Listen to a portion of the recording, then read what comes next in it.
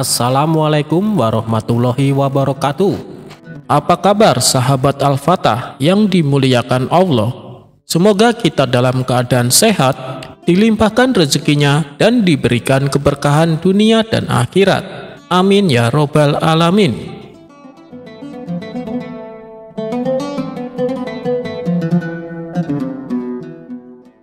Diceritakan Abu Jahil sedang merencanakan pesta perkawinan untuk putrinya.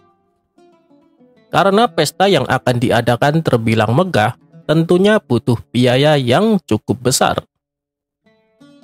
Setelah Abu Jahil berunding dengan istri, mereka berdua lalu memutuskan untuk menjual sapinya yang sedang bunting. Keesokan harinya, pergilah Abu Jahil ke pasar hewan dengan membawa sapi miliknya. Sesampainya di sana, ia menawarkan sapinya kepada orang-orang, berharap ada yang berminat membelinya.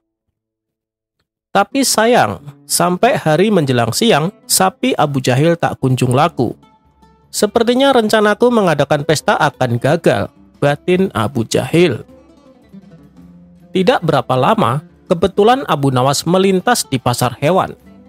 Melihat Abu Jahil juga berada di situ, Abu Nawas pun menghampirinya. "Kamu lagi ngapain di sini?" tanya Abu Nawas. "Aku mau menjual sapi, Abu Nawas.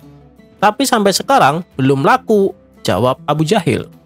"Sapi kamu ini kan bagus dan besar. Masa sih tidak ada yang berminat? Mungkin harga yang kamu tawarkan terlalu tinggi, makanya orang-orang tidak mau membeli," ujar Abu Nawas. "Iya sih, harganya saya naikin sedikit, karena sapiku ini sedang bunting, Abu Nawas," tutur Abu Jahil. "Oh, jadi itu penyebabnya. Sini, serahkan saja padaku, aku akan menjualkannya untukmu," kata Abu Nawas. Abu Jahil pun lalu memasrahkan sapinya kepada Abu Nawas. Ayo, siapa yang mau beli sapi ini? Badannya besar dan sehat, harganya hanya 120 dinar, teriak Abu Nawas. Kemudian salah seorang menghampiri untuk coba menawarnya. "Sapi seperti ini wajarnya dihargai 100 dinar, masa sampai 120 dinar?" ucap orang tersebut. "Ini sapi sedang bunting, Tuan, makanya harganya saya naikin," kata Abu Nawas menjelaskan. "Benarkah? Baiklah, saya mau beli sapi ini," balas orang tersebut. Akhirnya, berkat bantuan Abu Nawas, sapi milik Abu Jahil berhasil terjual. Uang hasil penjualannya lalu Abu Nawas berikan kepada Abu Jahil. "Tuh kan, sapinya cepat laku. Makanya kalau jual sapi, jangan lupa memberitahu kelebihannya juga," tutur Abu Nawas. "Terima kasih Abu Nawas, hal itu tidak terpikirkan olehku," balas Abu Jahil. "Oh iya, ngomong-ngomong, kenapa kau menjual sapimu?" tanya Abu Nawas. "Begini Abu Nawas, uangnya mau saya gunakan untuk acara pesta pernikahan putriku," jawab Abu Jahil. "Oh begitu ya, memangnya kamu sudah punya calon untuk putrimu itu?" tanya Abu Nawas kembali. "Itu soal gampang Abu Nawas, yang penting saya sudah punya uang untuk mengadakan pesta yang megah dan meriah," jawab Abu Jahil. Maka pulanglah Abu Jahil menemui istrinya. "Wahai istriku, sapinya sudah laku dijual, dan kita tak perlu lagi pusing memikirkan biaya pesta," kata Abu Jahil kegirangan. Begitu juga dengan sang istri, ia pun turut bahagia mendengarnya. "Sekarang kita tinggal mencari calon suami untuk putri kita. Besok malam, undanglah semua teman-temanmu. Siapa tahu di antara mereka punya anak laki-laki yang cocok untuk jadi menantu kita," kata Abu Jahil kepada sang istri. Singkat cerita, pada malam berikutnya, seluruh tamu undangan telah berkumpul di rumah Abu Jahil. Istri Abu Jahil lalu berkata di depan tamu undangan yang tidak lain adalah teman-temannya sendiri. "Para hadirin sekalian, rencananya saya akan mengadakan pesta besar-besaran untuk perkawinan putriku, tapi aku masih bingung mencari calon suami untuk putriku itu. Barangkali di antara kalian ada yang punya anak laki-laki yang mau menikah dengan anakku," tutur istri Abu Jahil. Mendengar hal itu, para tamu undangan langsung tertarik. Di antara mereka ada juga yang saling berbisik. Anak putrinya kan cantik sekali. Sayang aku tidak punya anak laki-laki. Yang lain pun menimpali. Aku punya anak laki-laki. Sayangnya ia sudah menikah. Aku juga punya anak laki-laki. Tapi sayang ia sudah bertunangan, sahut yang lain juga. Karena belum ada tamu yang merespon tawaran tersebut, Abu Jahil mengira para tamunya tidak ada satupun yang berminat. Maka, tiba-tiba Abu Jahil berdiri dan berkata di hadapan para tamunya, "Yang terpilih sebagai calon suami anakku adalah pemuda yang sangat beruntung. Karena putriku bukan hanya cantik, tapi dia juga sedang bunting 2 bulan." Mendengar hal itu, sontak para tamu undangan terkejut dibuatnya. Begitu juga dengan istri Abu Jahil. Akibat perkataannya, semua tamu undangan langsung membubarkan diri. Tentu saja mereka tidak mau menikahkan anaknya dengan anak Abu Jahil. Betapa marah dan kecewanya sang istri kepada Abu Jahil selaku suaminya. "Kamu ini kenapa sih? Kenapa bicara sembarangan?" bentak sang istri. "Memangnya saya salah apa?" tanya Abu Jahil keheranan. "Anak kita kan masih perawan, kenapa kamu bilang sedang bunting 2 bulan? Kata sang istri penuh emosi. "Iya, saya tahu anak kita masih perawan, tapi tujuannya kan baik, supaya yang menikah dengan anak kita merasa beruntung," ujar Abu Jahil. "Beruntung apanya? Kamu malah membuat acaranya berantakan," kata sang istri bertambah emosi. "Kenapa sih kamu sampai berkata seperti itu?" tanya sang istri merasa heran. "Begini, tadi siang waktu aku menjual sapi di pasar, tidak ada seorang pun yang mau membelinya.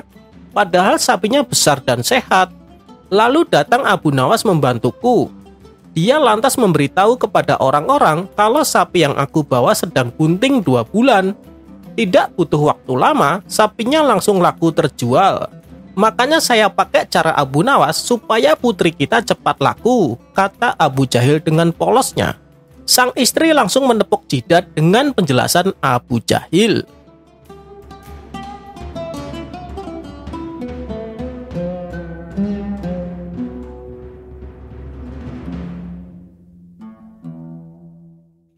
Sayembara melukis hakim.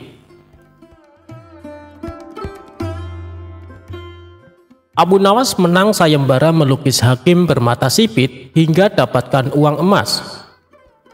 Abu Nawas merupakan tokoh sufi dan pujangga Arab yang terkenal di kota Baghdad.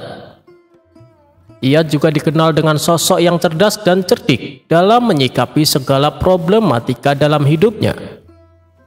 Karena kecerdasannya, Abu Nawas sering diundang ke istana untuk mengatasi permasalahan yang tengah terjadi. Sebagaimana dalam kisahnya, ada seorang hakim istana yang menderita cacat sejak lahir di matanya. Mata kirinya sipit, sedangkan mata kanannya normal.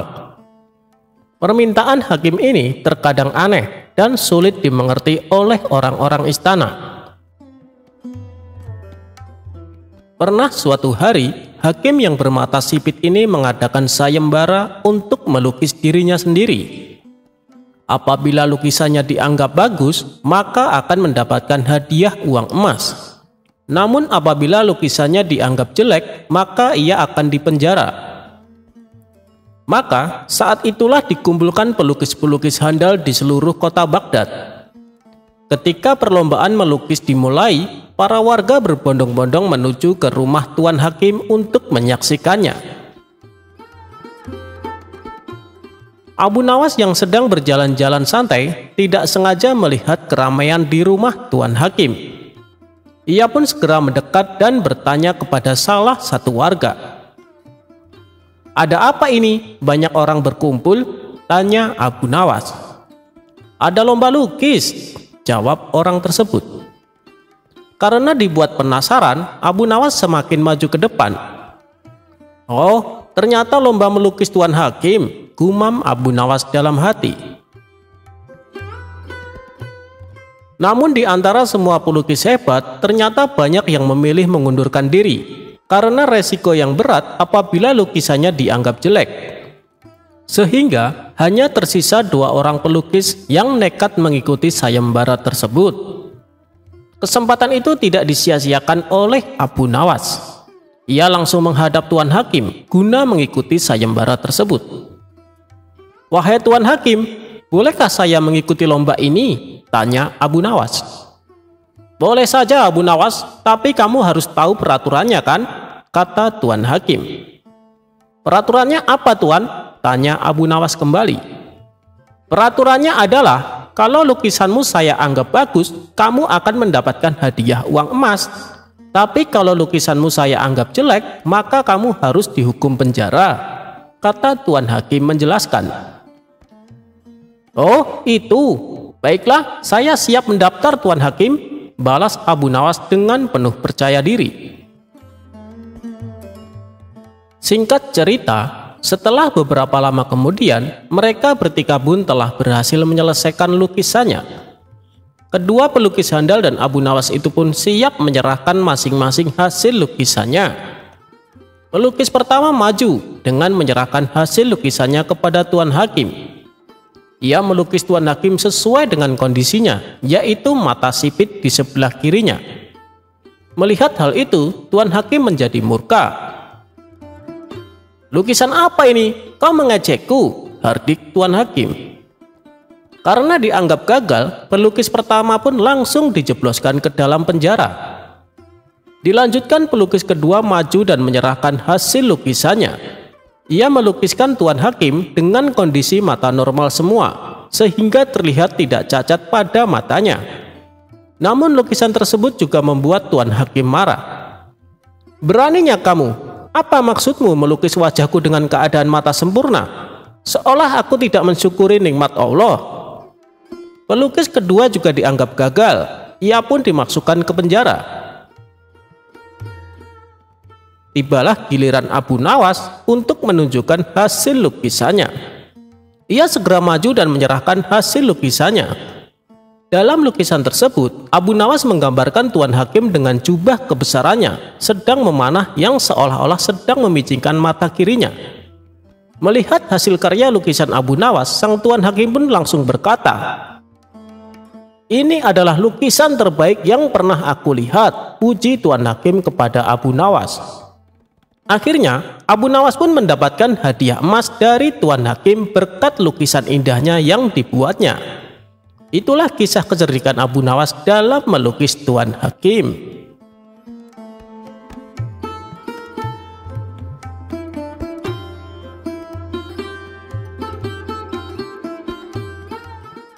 Anak gembala yang bikin emosi.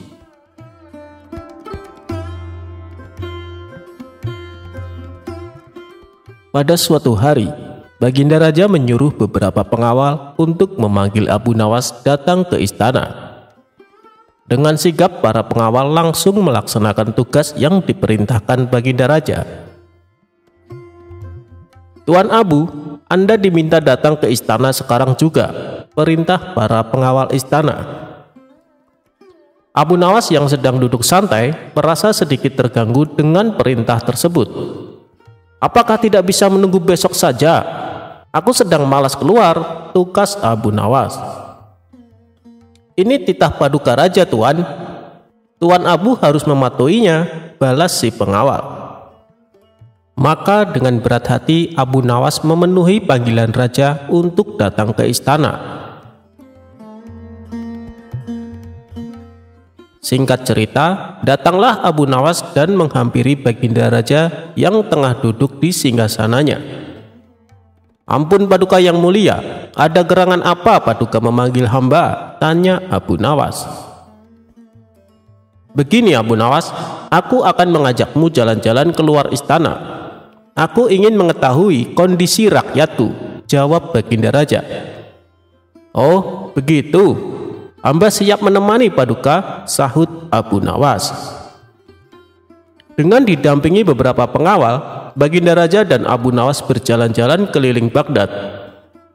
Di setiap kampung yang mereka lalui membuat Baginda Raja merasa bangga dan puas karena kondisi ekonomi rakyatnya kini bertambah makmur dan sejahtera.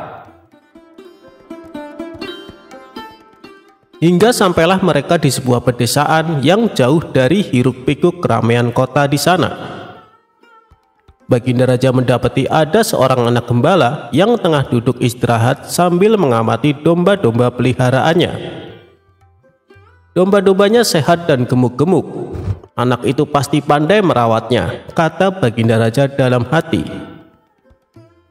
Karena merasa penasaran, Baginda Raja lalu mengajak Abu Nawas untuk menghampirinya. "Abu Nawas, coba kau tanya anak itu, bagaimana cara dia merawat domba-dombanya?" bisik Baginda Raja kepada Abu Nawas. "Siap, Paduka yang mulia," balas Abu Nawas. Maka Abu Nawas pun mulai bertanya kepada si anak gembala. "Boleh saya tanya sesuatu?" ucap Abu Nawas. "Boleh, silahkan Tuan," jawab si anak. "Domba-dombamu sehat dan gemuk, kamu kasih makan apa?" tanya Abu Nawas. "Domba yang mana dulu nih, yang hitam atau yang putih?" kata si anak balik bertanya. "Domba yang hitam dulu deh," jawab Abu Nawas. "Oh, kalau yang hitam, dia makannya rumput basah," balas si anak. "Lalu, kalau domba yang putih, kamu kasih makan apa?" tanya Abu Nawas kembali. "Yang putih juga sama, dia makannya rumput basah," jawab anak gembala. Abu Nawas hanya geleng-geleng kepala mendengar jawaban tersebut. Kemudian ia bertanya kembali. "Domba-domba ini per tahunnya menghasilkan banyak bulu ya?" tanya Abu Nawas. "Domba yang mana dulu, yang hitam atau yang putih?" balas si anak gembala. Dengan sedikit kesal, Abu Nawas berkata, "Yang hitam dulu deh." "Oh, kalau yang hitam banyak, 10 kg per tahun," jawab si anak gembala. "Lalu, kalau domba yang putih berapa kilogram per tahunnya?" tanya Abu Nawas penasaran.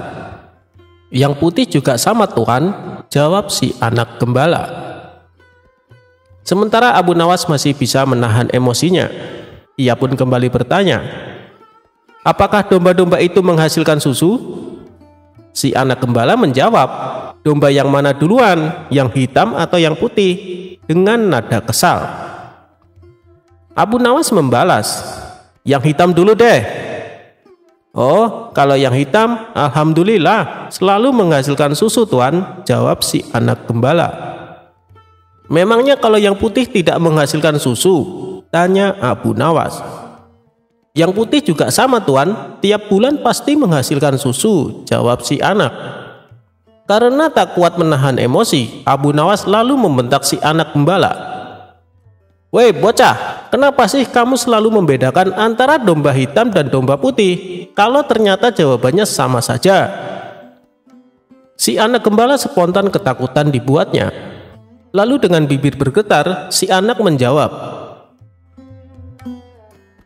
"Maaf Tuan, soalnya domba yang hitam itu adalah milik saya Tuan." Mendengar alasan si anak gembala, Abu Nawas pun merasa bersalah karena terburu-buru emosi. "Oh, begitu rupanya. Maafkan saya ya, habisnya saya tadi sempat emosi. Lalu, kalau yang putih punya siapa nak?" tanya Abu Nawas penuh kelembutan. "Yang putih juga milik saya Tuan," jawab si anak. Seketika emosi Abu Nawas kembali memuncak. Ia pun memilih untuk meninggalkan si anak gembala. "Dasar bocah sialan," gerutu Abu Nawas. Sementara Baginda Raja tertawa terpingkal-pingkal melihat kejadian tersebut.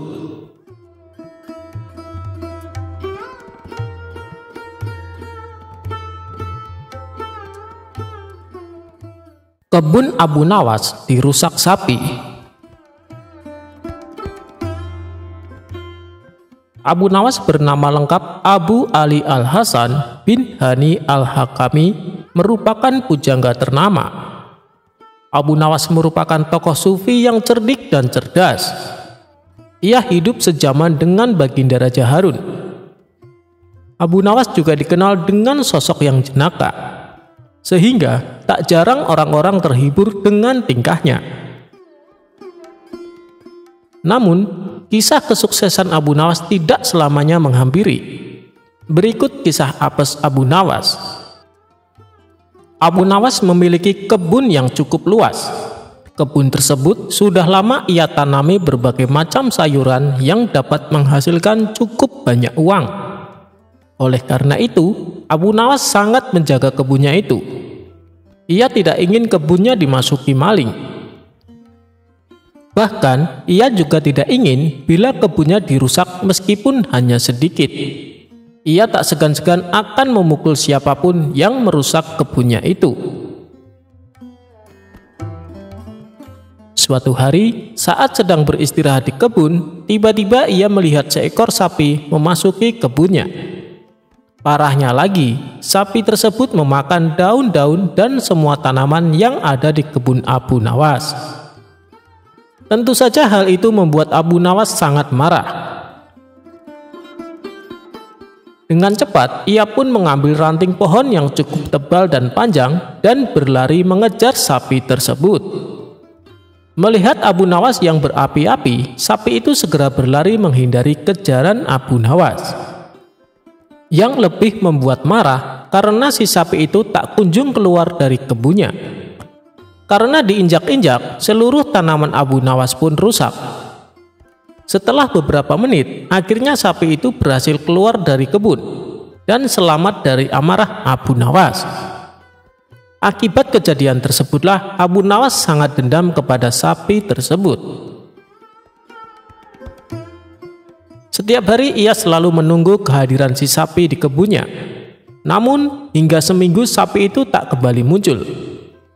Hingga pada suatu ketika saat pulang dari kebunnya, Abu Nawas berpapasan dengan seorang petani yang sedang menaiki gerobak yang ditarik sapi yang saat itu merusak kebunnya. "Nah, itu dia sapinya. Kali ini kau tak akan bisa menghindar dariku," kata Abu Nawas geram.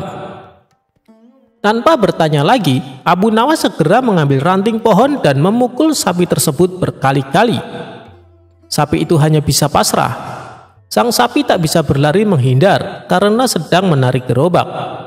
Tapi tentu saja perbuatan Abu Nawas ini membuat si petani marah.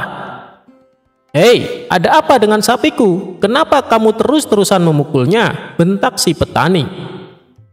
"Jangan ikut campur, ini urusanku dengan sapi. Ia tahu kesalahan yang telah diperbuatnya," balas Abu Nawas. Petani itu hanya bisa melongo mendengar jawaban Abu Nawas. Setelah puas memukul sapi itu, Abu Nawas lalu pergi meninggalkan sapi dan si petani. "Dasar orang gila," gerutu sang petani. Petani itu pun kemudian melanjutkan perjalanannya. Itulah kisah unik Abu Nawas yang bikin geleng-geleng kepala.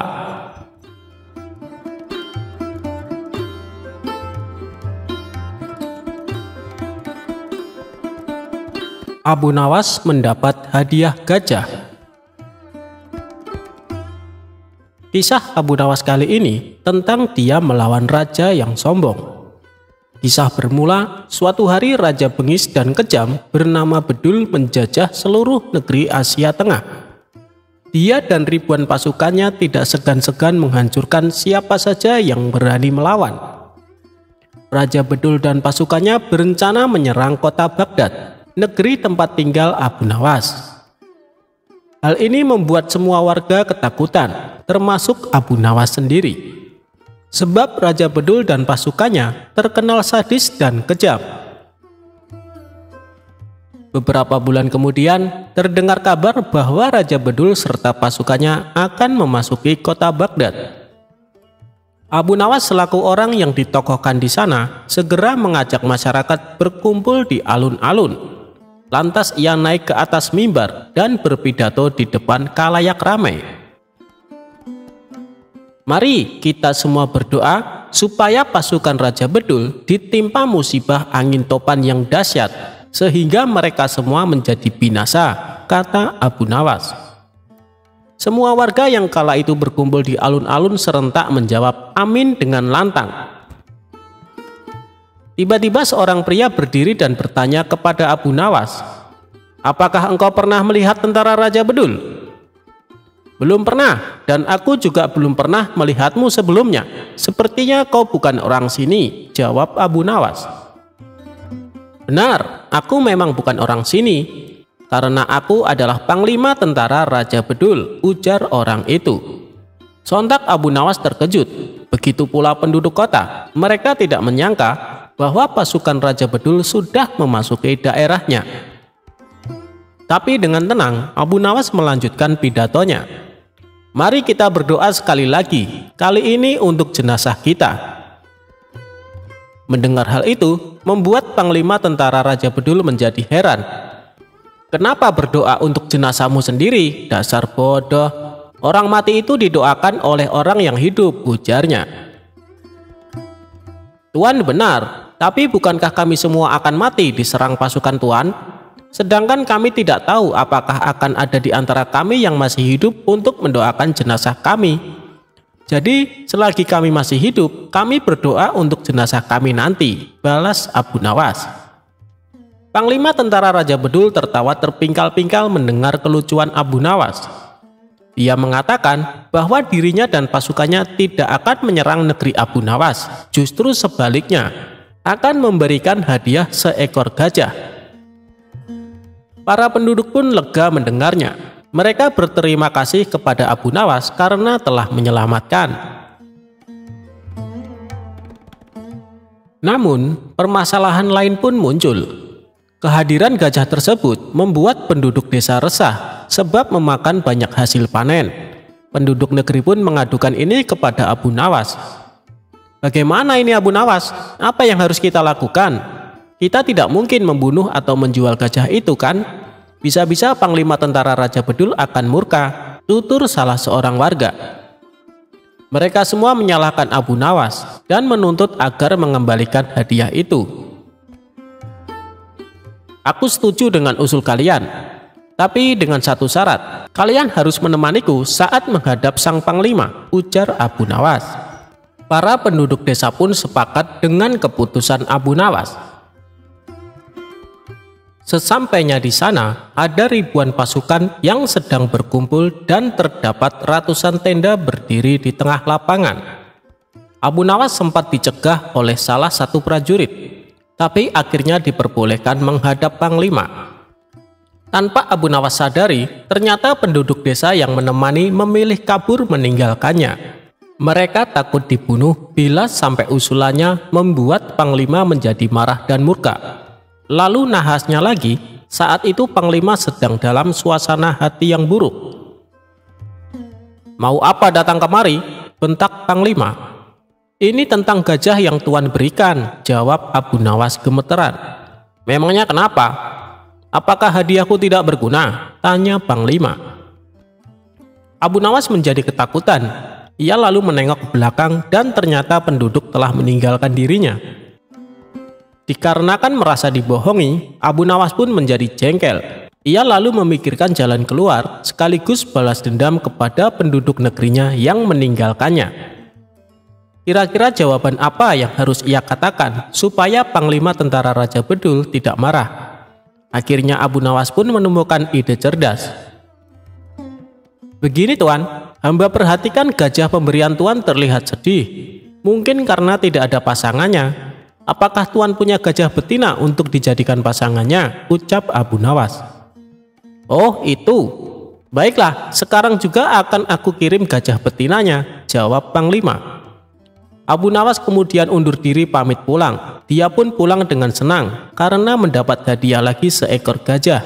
Ini dia menjadi punya 2 gajah.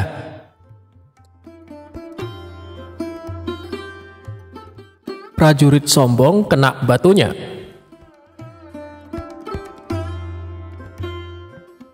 Berawal dari suatu pagi, Abu Nawas sedang duduk-duduk santai di teras rumahnya. Mendadak datanglah beberapa prajurit istana. Pak Tua, di manakah aku bisa menemukan tempat untuk bersenang-senang di daerah sekitar sini? Tanya seorang prajurit yang ternyata komandan prajurit. Kalau tidak salah di sebelah sana, jawab Abu Nawas males-malesan. Di manakah tempat itu? Tanya prajurit lainnya dengan sifat yang tidak menghargai. Pergilah ke arah sana lurus tanpa belok-belok, maka kalian akan menjumpai tempat untuk bersenang-senang, jawab Abu Nawas.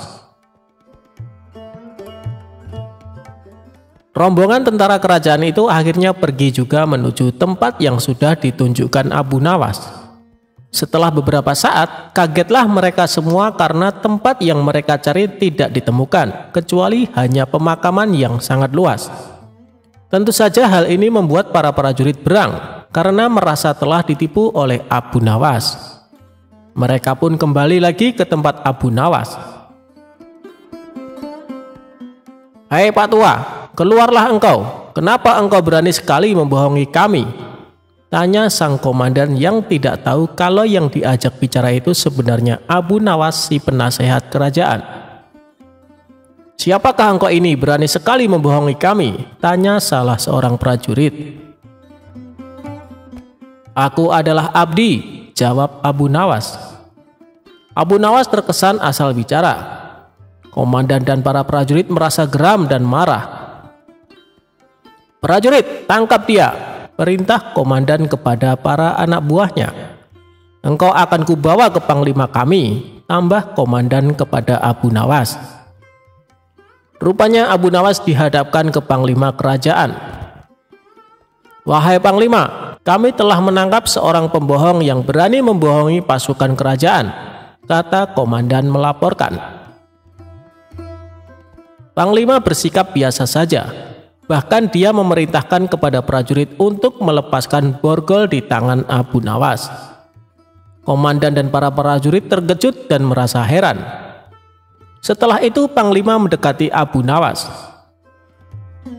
"Tuan, maafkan perbuatan anak buahku ini ya," kata panglima itu dengan sangat sopan.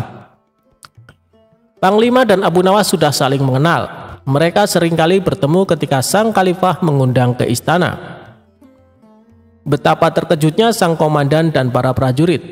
Perasaan sombong dan congkak yang tadi menyelimuti mereka seakan berubah menjadi rasa takut. "Wahai Tuan Abu Nawas, sebenarnya kebohongan apa yang mereka sangkakan kepadamu?" tanya panglima. "Wahai panglima, mereka memintaku menunjukkan tempat untuk bersenang-senang. Tentu saja aku tunjukkan kuburan, karena kuburan adalah tempat yang lebih baik bagi orang-orang yang taat kepada Allah Subhanahu wa Ta'ala. Di sana pula dia akan mendapat hidangan yang nikmat dari Allah Subhanahu wa Ta'ala, terbebas dari rasa fitnah dan kejahatan manusia dan makhluk lainnya," jawab Abu Nawas serius. Panglima tersenyum mendengar penjelasan Abu Nawas. Komandan istana lantas buru-buru mendekati Abu Nawas. "Maafkan hamba Tuan Abu Nawas, andai saja hamba mengetahui bahwa Tuan adalah Tuan Abu Nawas, tentu kami tidak akan berani membawa Tuan ke hadapan panglima," kata komandan lagi. "Wahai komandan, apakah aku telah membohongi kalian? Bukankah aku berkata benar? Aku adalah abdi, dan setiap orang adalah abdi Allah Subhanahu wa Ta'ala, termasuk kalian semuanya," tutur Abu Nawas. "Anda benar tuanku," jawab komandan dengan malu hati.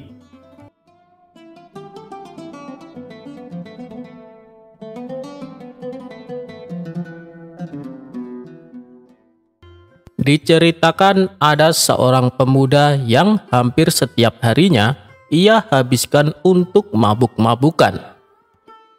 Seiring berjalannya waktu, si pemuda mulai bosan dengan perilakunya ini. Namun, di sisi lain ia juga tak mampu menahan keinginannya untuk selalu mabuk-mabukan. Hingga suatu ketika, saat si pemuda duduk bersama kawannya, ia menyatakan keinginannya untuk berhenti. Tapi ia tak mampu meninggalkan kebiasaan buruknya tersebut. Kemudian tetangganya menyarankan supaya menemui Abu Nawas. "Kenapa harus Abu Nawas?" tanya si pemuda. "Bukankah beliau dulunya adalah pemabuk dan sekarang sudah jadi ulama besar? Mungkin kamu bisa belajar dari beliau bagaimana caranya meninggalkan mabuk-mabukan," kata tetangganya. Atas saran dari tetangganya, maka pergilah si pemuda mendatangi Abu Nawas. Setelah bertemu Abu Nawas dan mengadukan masalahnya, si pemuda disuruh untuk menginap di rumah Abu Nawas selama 1 bulan lamanya. Disitulah Abu Nawas sedikit demi sedikit mengajak si pemuda menyibukkan waktunya dengan kegiatan lain. Dan tak lupa, Abu Nawas juga memberi nasihat tentang bahaya minuman keras, baik bagi kesehatan maupun siksaan neraka yang kelak akan dirasakan di akhirat nanti. Sebulan pun berlalu. Si pemuda kini berubah menjadi sosok yang alim. Kesehariannya yang dulu dihabiskan untuk mabuk-mabukan, kini ia habiskan untuk beribadah dan membantu pekerjaan Abu Nawas. "Wahai Tuan Syekh, 1 bulan sudah saya di sini.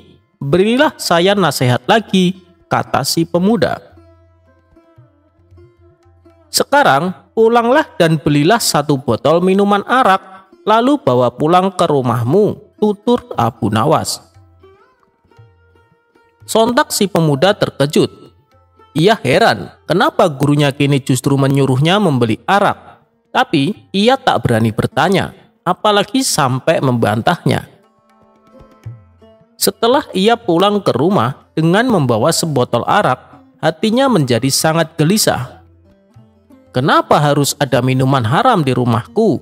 Aku harus membuangnya. Yang penting aku sudah menjalankan perintah guruku," pikir si pemuda.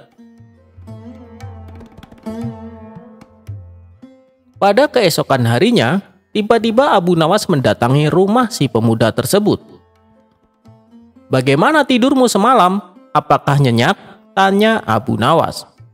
"Tidak, wahai Tuan Syekh, justru saya merasa gelisah.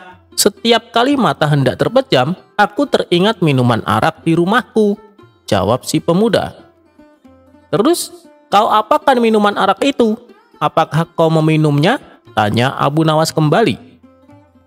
"Tidak sih, tak terlintas sedikit pun di benak saya untuk melakukan itu. Saya justru takut Allah akan murka kepadaku karena saya telah menyimpan arak di rumah. Lalu terpaksa aku membuangnya. Akhirnya aku bisa tidur dengan nyenyak," jawab si pemuda. Mendengar hal itu, Abu Nawas pun tersenyum dan merasa bangga kepada si pemuda. Si pemuda lalu dengan hati-hati bertanya tentang perubahan nasihat Abu Nawas. "Maaf Syekh, bukan saya bermaksud lancang. Tapi kenapa Tuan menyuruh saya membeli arak dan menyimpannya di rumah? Padahal waktu pertama kali saya ke rumah Tuan Syekh menyuruh saya untuk menjauhi arak. Tapi sekarang malah disuruh membelinya," tanya si pemuda. "Oh, dulu kamu tidak bisa mengendalikannya, makanya saya suruh kamu menjauhi arak. Tapi sekarang kamu sudah bisa kan? Itu lebih baik dan itu menunjukkan bahwa kamu sudah bisa mengendalikannya," jawab Abu Nawas dengan bijak.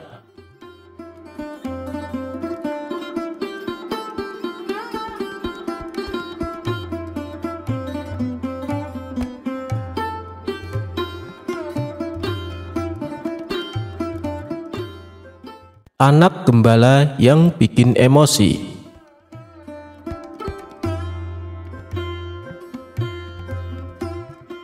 Pada suatu hari, Baginda Raja menyuruh beberapa pengawal untuk memanggil Abu Nawas datang ke istana. Dengan sigap, para pengawal langsung melaksanakan tugas yang diperintahkan Baginda Raja. "Tuan Abu, Anda diminta datang ke istana sekarang juga," perintah para pengawal istana. Abu Nawas yang sedang duduk santai merasa sedikit terganggu dengan perintah tersebut. "Apakah tidak bisa menunggu besok saja? Aku sedang malas keluar," tukas Abu Nawas. "Ini titah paduka raja, Tuan. Tuan Abu harus mematuhinya," balas si pengawal. Maka dengan berat hati Abu Nawas memenuhi panggilan raja untuk datang ke istana. Singkat cerita, datanglah Abu Nawas dan menghampiri Baginda Raja yang tengah duduk di singgasananya.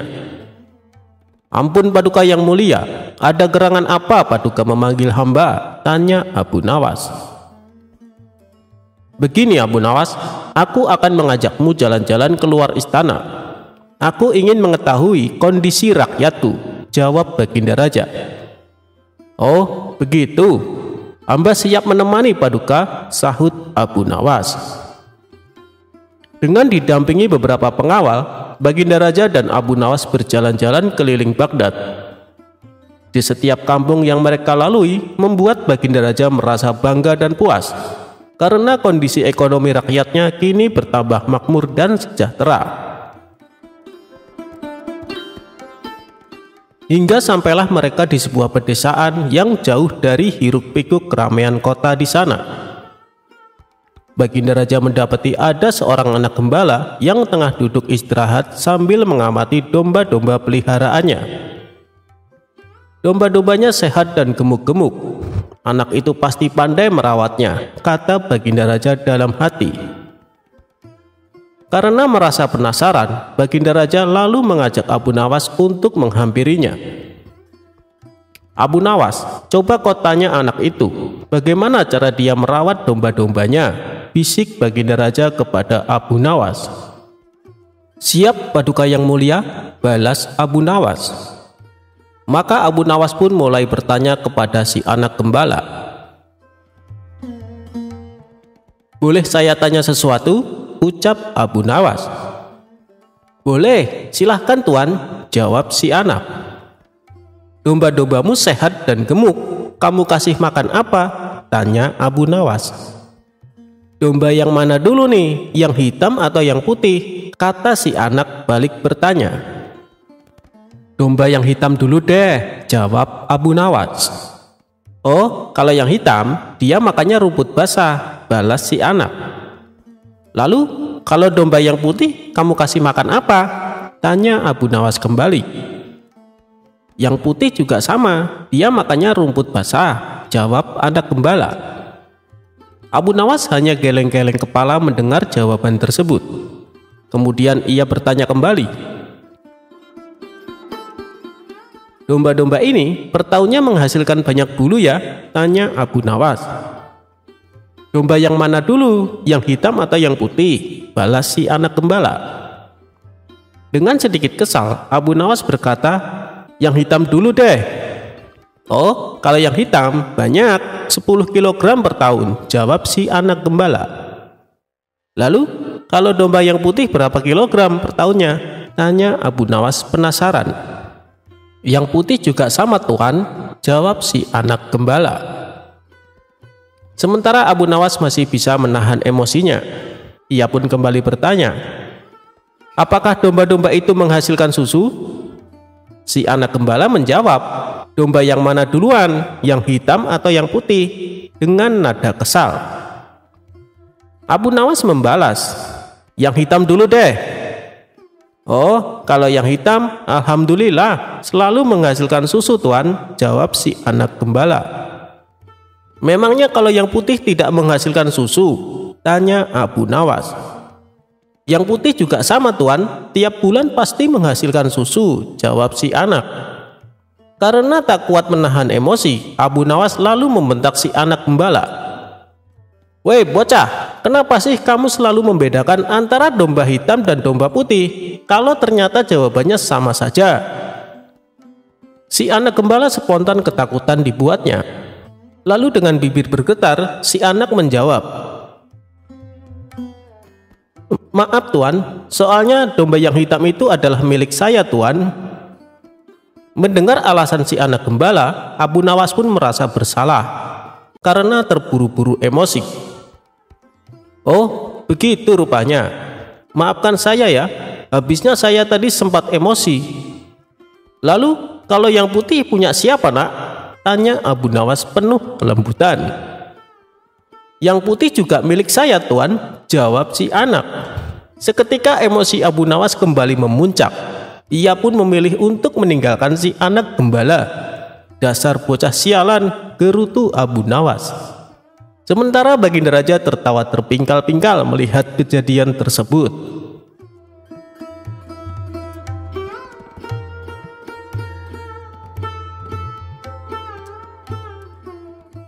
Abu Nawas dan kabar besok kiamat.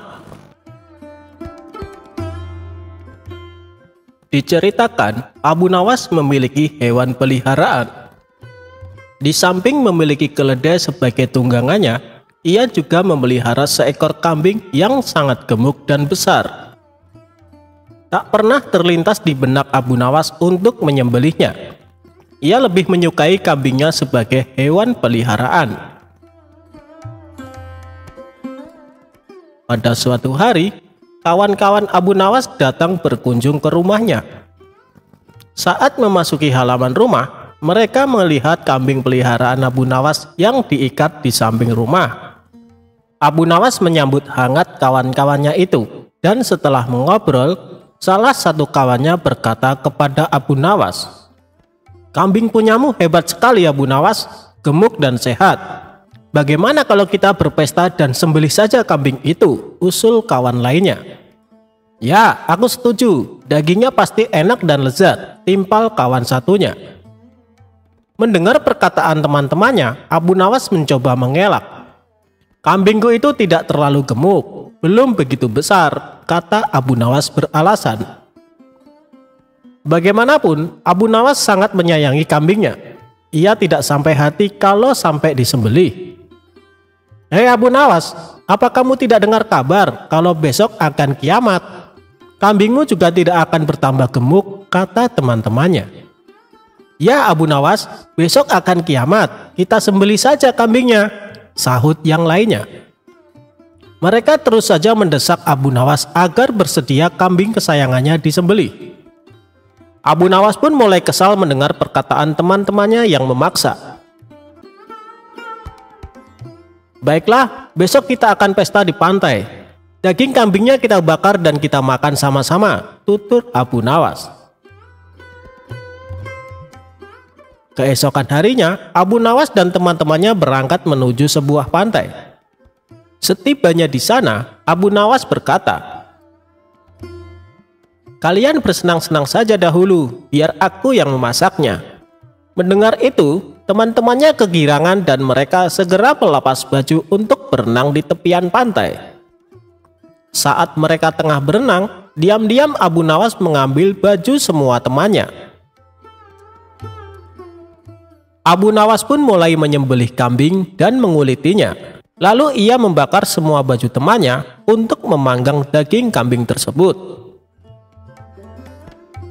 Selesai berenang, teman-temannya kebingungan mencari baju. "Hei Abu Nawas, kamu melihat baju kami tidak?" tanya temannya. "Oh iya, tadi aku waktu kesini lupa membawa kayu bakar. Sebagai gantinya, aku bakar baju kalian untuk memanggang daging kambing ini," ujar Abu Nawas. "Kamu gila ya Abu Nawas? Masa kami pulang dalam keadaan telanjang?" ucap mereka. "Percayalah padaku, kalian sudah tidak akan membutuhkan baju, karena kata kalian hari ini akan kiamat bukan?" timpal Abu Nawas. Teman-temannya hanya bisa bengong mendengar jawaban Abu Nawas. Mereka tak mungkin memarahi Abu Nawas, karena yang dilakukan Abu Nawas akibat perkataan mereka sendiri. Setelah selesai makan, mereka terpaksa pulang tanpa memakai baju, dan di sepanjang perjalanan mereka ditertawakan oleh para warga yang melihatnya.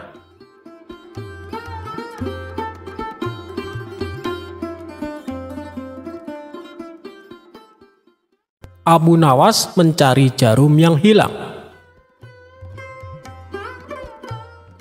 Alkisah, pada suatu hari Abu Nawas mencari sesuatu di halaman rumahnya yang penuh dengan pasir. Ternyata Abu Nawas mencari jarum. Tetangganya yang merasa kasihan ikut membantu Abu Nawas mencari jarum tersebut. Tetapi selama 1 jam lebih mereka mencari jarum tersebut tidak juga mereka temukan. Kemudian tetangganya bertanya kepada Abu Nawas, "Wahai Abu Nawas, kira-kira di mana engkau menjatuhkan jarum itu?" tanya tetangga itu. "Jarumnya sih jatuh di dalam rumah," jawab Abu Nawas. "Loh, maksudnya bagaimana? Kalau jarum itu jatuh di dalam rumah, mengapa engkau mencarinya di luar rumah?" tanya tetangga tersebut keheranan.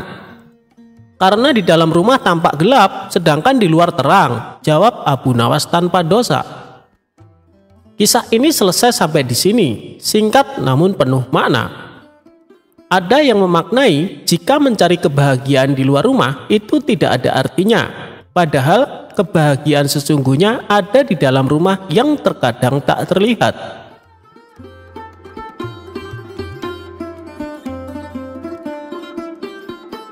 Abu Nawas masuk lubang kubur. Jangan sebut Abu Nawas jika ia tidak mampu mengatasi permasalahan yang dihadapi, walau terlihat tidak mungkin. Pasti ada saja akal cerdik Abu Nawas yang tiba-tiba muncul dan ternyata mampu menjadi sebuah jalan keluar dari permasalahan yang dihadapi. Seperti halnya dalam kisah berikut ini, di mana Abu Nawas berada dalam sebuah kondisi sedang akan dirampok oleh segerombolan orang yang mengincarnya. Ketika dalam kondisi yang segenting ini, ternyata sosok Abu Nawas masih saja punya akal cerdik untuk bisa keluar dari zona berbahaya tersebut. Pada saat itu, Abu Nawas sedang bersiap-siap melakukan sholat di sebuah masjid, di mana saat itu kumandang azan Isya sudah terdengar nyaring dari masjid. Semua orang berkumpul mengisi saf-saf di ruangan masjid. Tidak terkecuali juga sosok yang bernama Abu Nawas. Dia bergegas mencari posisi tepat di belakang imam. Usai melaksanakan sholat Isya, Abu Nawas tidak langsung pulang. Ia menghabiskan waktu untuk berzikir. Setelah selesai melakukan zikir, ternyata hari sudah menunjukkan waktu malam. Abu Nawas pun segera pulang. Seperti biasa, dia harus melewati kuburan untuk mencapai rumahnya. Suasana di sekitar pemakaman begitu sepi dan cukup gelap. Saat dia sedang berjalan-jalan, sekelompok perampok lewat yang kebetulan berjalan ke arah yang sama dengan Abu Nawas. Para perampok tersebut bertubuh kekar dan besar, dan masing-masing membawa senjata pedang. Melihat hal tersebut, Abu Nawas merasa takut. Abu Nawas berpikir, jangan biarkan para perampok tersebut melihatku. Bisa jadi nanti mereka bisa membunuhku. Aku harus mencari cara agar bisa bersembunyi, pikir Abu Nawas. Namun, langkah Abu Nawas tiba-tiba melambat dan gemetar. Tentu saja rasa takut telah menguasai dirinya. Tiba-tiba mata Abu Nawas tertuju pada kuburan yang baru digali. Nah, ini tempat yang aman untuk bersembunyi, kata Abu Nawas. Dia segera melompat ke kuburan dan menyembunyikan dirinya di sana. Namun apa yang diharapkan tidak sesuai dengan kenyataan. Salah seorang perampok melihat apa yang dilakukan Abu Nawas. Hai teman-teman, sepertinya aku melihat seseorang melompat ke tanah, kata perampok itu memberitahu teman-temannya. Mereka penasaran dan ingin mendekati lubang di tanah. Saat mereka mendekat, mereka melihat ke dalam lubang tempat persembunyian Abu Nawas. Kepala Abu Nawas tampak mencuat dari kubur. Hal itu tentu saja membuat para perampok kaget dan terkejut melihat ada kepala seseorang yang muncul. "Halo, siapa kamu?" tanya salah satu dari mereka. Abu Nawas tampak gelisah sambil menelan ludah. Perlahan dia mendongak untuk berbicara kepada para perampok. "Aku adalah mayat yang baru saja dikuburkan di sini," jawab Abu Nawas gemetar. "Apakah kalian para malaikat yang akan menanyai mayat di kuburan? Mengapa jumlah kalian begitu banyak?" tanya Abu Nawas. Mendengar pertanyaan Abu Nawas, mereka mengerutkan kening dan saling pandang. "Apakah mayat bangun di tengah malam seperti ini?" tanya perampok kepada Abu Nawas. "Tentu saja," jawab Abu Nawas. "Untuk apa mereka bangun?" tanya mereka kembali. "Untuk mencari udara segar," jawab Abu Nawas. "Mengapa orang mati membutuhkan udara segar?" mereka bertanya dengan heran. "Ah iya, kamu benar, aku salah," jawab Abu Nawas. Abu Nawas kemudian kembali menurunkan badannya seperti posisi mayat saat dikuburkan. Melihat yang dilakukan Abu Nawas, para perampok bengong keheranan. Kemudian mereka meninggalkan Abu Nawas dengan rasa takut serta gemetaran. Dengan ide inilah Abu Nawas akhirnya dapat menghindari ancaman para perampok tersebut.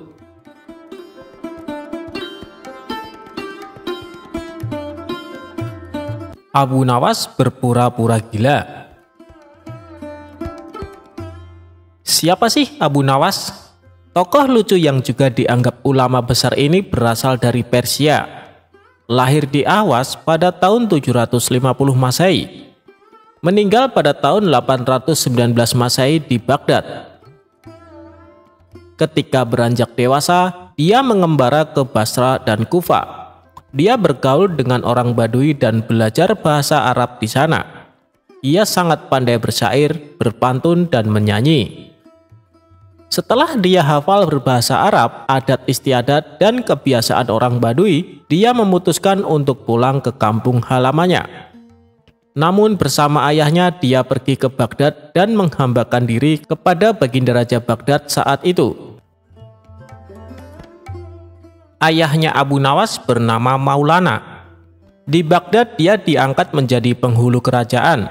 Suatu ketika ayah Abu Nawas sakit parah karena memang usianya sudah lanjut dan akhirnya meninggal. Mengetahui hal itu, raja memerintahkan untuk memanggil Abu Nawas untuk mengubur jenazah ayahnya. Setelah acara pemakaman selesai, Baginda Raja berencana mengangkat Abu Nawas menjadi penghulu atau kadi kerajaan untuk menggantikan ayahnya. Mengetahui hal itu, Abu Nawas yang diketahui cerdas itu tiba-tiba berperilaku aneh.